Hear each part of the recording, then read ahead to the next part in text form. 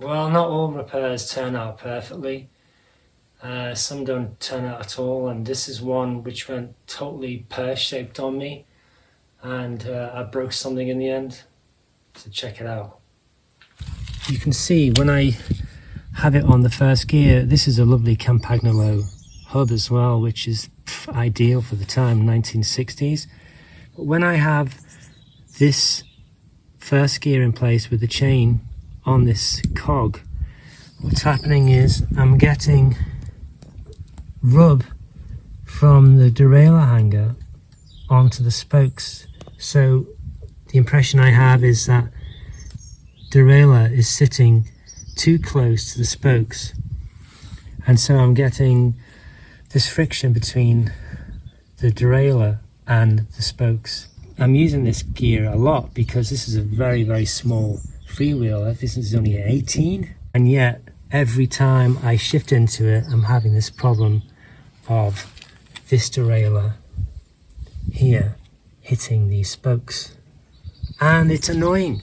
It's ruining my experience of this great bike, and I want to get it fixed.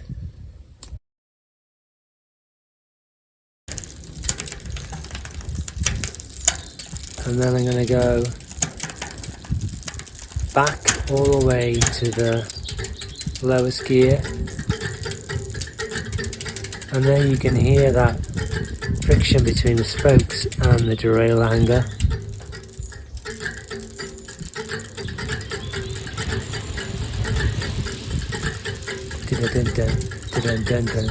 So I need to adjust it so where I'll trim it back, and there it's okay. But can you imagine how accurate that has to be before it'll start going back onto the next cog? Say I'm riding on a flat surface and then going to the gears, going back to easier gear. That's what I'm going to find every time, because I don't have the accuracy to do it perfectly. It's there and every spoke is touching it.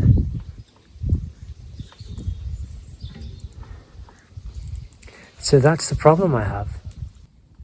If I put this Shimano crane derailleur in the central position on this gear cog in the center of the chain, it's just gonna hit every spoke, because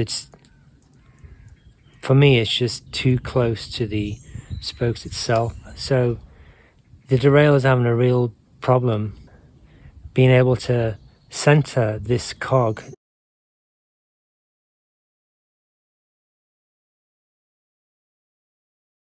This is an 8-speed cassette.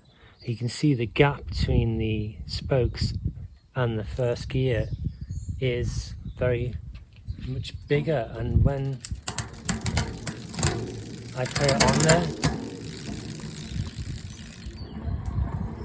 the difference is you've got 5 millimeters there of, or even more, it could even be 7 millimeters of gap. Like you can see, is even if the derailleur is thrown too far, you've got a few millimeters of play there, so that you're not going to start hitting the spokes, and it's not going to be a major problem. So the dropout is not bent, so I don't have a problem with any warping of the frame. I don't really see that it's the derailleur itself is bent. In fact, if you look at it, I think it bends slightly outwards, so I don't see that as a problem. It's got a new cable on it. It's a 2 months old. So if you look at it from this angle, you can see how close the spokes are to the chain. I mean, nearly touching it here. You're looking at a millimeter.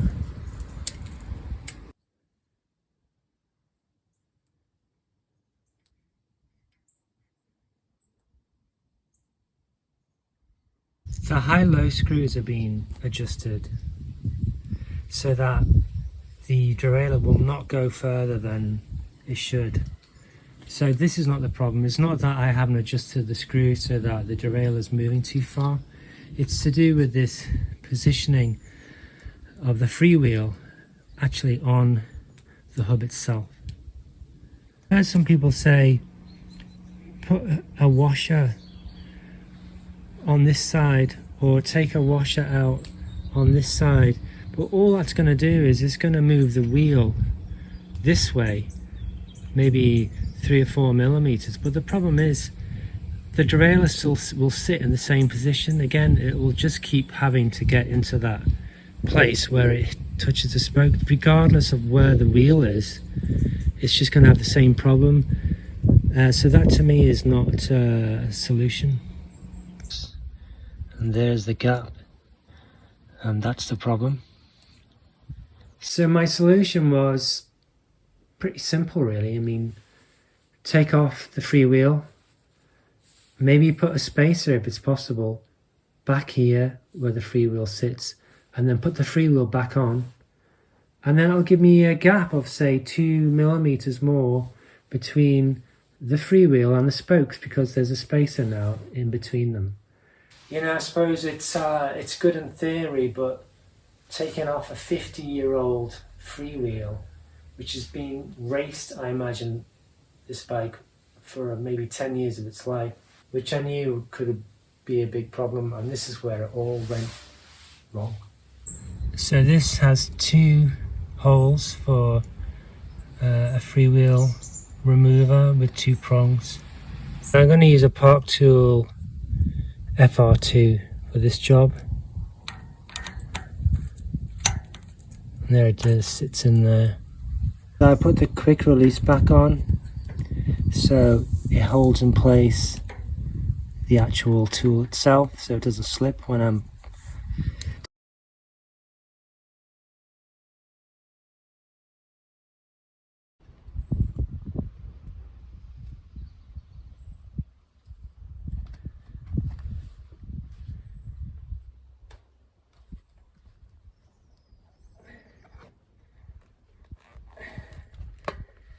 wow.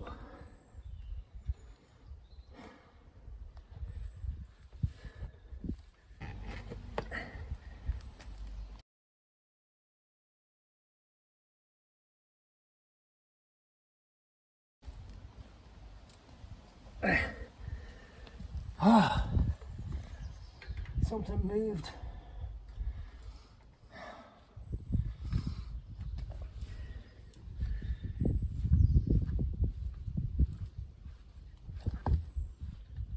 It's moving. Oh my God.